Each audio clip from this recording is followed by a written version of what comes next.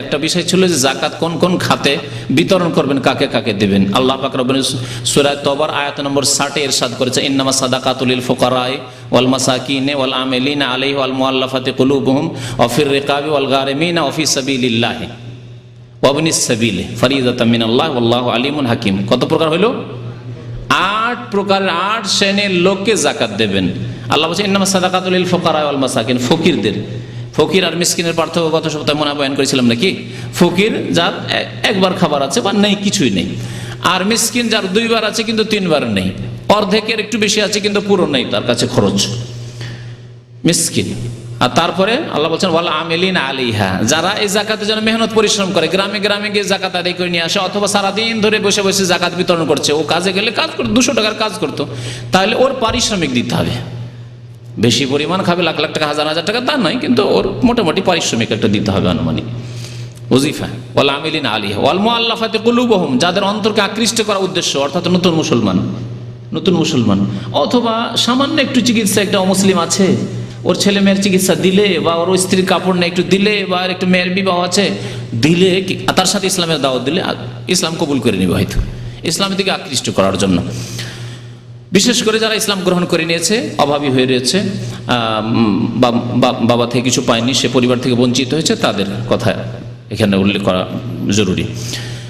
তারপরে আল্লাহ মুআল্লাফাতি কুলুবুহুম ওয়া ফির রিকাবি, তারপরে গর্দন আজাদ করার জন্য, অর্থাৎ কেউ যদি কৃতদাস হয়ে যায়, কোনো মুসলিম কৃতদাস হয়ে গেছে, কৃতদাসের জামানা নেই, তাহলে আজকাল যারা বন্দী, জেলে বন্দী হয়ে আছে, নির্দোষী অথবা দোষী লোক ছিল কিন্তু তওবা করে নিয়েছে, বেচারা নামাজি হয়ে গেছে, ধার্মিক হয়েছে, জেলে গিয়ে পরেশগার ভালো হয়ে গেছে, ভালো মানুষ হয়ে গেছে, আর এসে ডাকাতি করবে না, আর এসে চুরি করবে না, আর এসে জেনা ব্যভিচার কুকাজ করবে না, মদ খাবে না, যদিও হয়তো এই ধরনের কোনো কেসে গেছে, কিন্তু দিনদার ভালো মানুষ হয়ে গেছে। তাহলে জেল থেকে বন্দীকে রেহাই করার জন্য, জামিন করার জন্য, দেশে যেমন জামানত আছে, জামিন করার জন্য বিশেষ করে ভালো মানুষ যারা, তাদেরকে ওয়া ফির রিকাব ওয়াল গারিমিন, আর ঋণী, এমনিতে মোটামুটি খেয়ে দিয়ে চলে যাচ্ছে, 5,000 টাকা মাসে বা 500 রিয়াল পাই দিয়ে সংসার চলে যায়, কিন্তু তার উপর 20,000 টাকা 30,000 টাকা ঋণ আছে, ঋণ দিতে পারছে না, ঋণ পরিশোধ করতে পারছে না। ওয়াল গারিমিন, তো ঋণ পরিশোধ করার জন্য ওয়াল গারিমিন ওয়া ফি সাবিলিল্লাহ। আর 7 নম্বরে হচ্ছে যারা আল্লাহর রাস্তায় যদি জিহাদ ফি সাবিলিল্লাহ থাকে, বর্তমানে বাস্তবে জিহাদ ফি সাবিলিল্লাহ নেই, কাকে দেবেন? সুতরাং এই রাস্তা যখন খুলবে তখন দেবেন। ফি সাবিলিল্লাহর একটি অর্থ আমাদের দেশের ওলামারা যা বলে থাকে সেটা হচ্ছে মাদ্রাসাগুলি, এতিমখানাগুলি, মসজিদ নয়। মসজিদ ফি সাবিলিল্লাহ, মসজিদে আমরা সবাই সচ্ছল লোকেরা নামাজ পড়ি অধিকাংশ, সুতরাং মসজিদে নিজের দান দিয়ে, চাঁদা দিয়ে মসজিদ তৈরি করতে হবে। আর মাদ্রাসাগুলি, বড় বড় মাদ্রাসা রয়েছে, এতিমখানা রয়েছে, তাতে একটা অংশ দেওয়া যেতে পারে। কারণ বাবা একজন ছাত্র, গরিব ছাত্র, তার বাবা অভাবী মানুষ, মাদ্রাসার ছাত্রকে পয়সা দিতে পারে না, পড়াশোনা বন্ধ করে দেওয়ার মতো অবস্থা, তাহলে তাকে দেন, কিতাবের খরচ দিয়ে দেন, তার মাসিক খরচ দিয়ে দেন, ভাতা দিয়ে তুমি পড়ো, মাদ্রাসায় পড়ো, যা খরচ লাগে দেবো, ফি সাবিলিল্লাহ। কারণ একটি হাদিসে রয়েছে তিরমিজিতে, মান খারাজা লিতালাবিল ইলমি ফাহুয়া ফি সাবিলিল্লাহ, যে ব্যক্তি ইলম হাসিল করার জন্য, বিদ্যা অর্জনের জন্য বের হলো, সে আল্লাহর রাস্তায় বেরিয়ে পড়লো, তাহলে এটা ফি সাবিলিল্লাহ।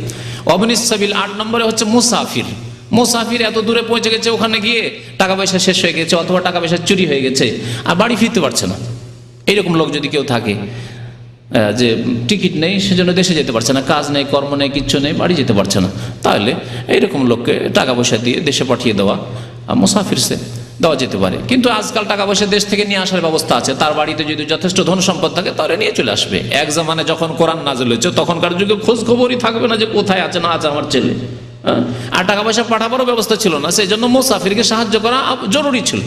এখন যদি এরকম কারো অবস্থা হয়, অথবা দেশেও অভাবী, দেশেও টাকা নেই, যখন টাকা পাঠাবে সৌদি আরব, তারপরে এখান থেকে আবার যাবে, তাহলে আপনারা কিছু চাঁদা টান্দা করে বা ওই যাকাত থেকে দিয়ে তাকে দেশে পাঠিয়ে দেন।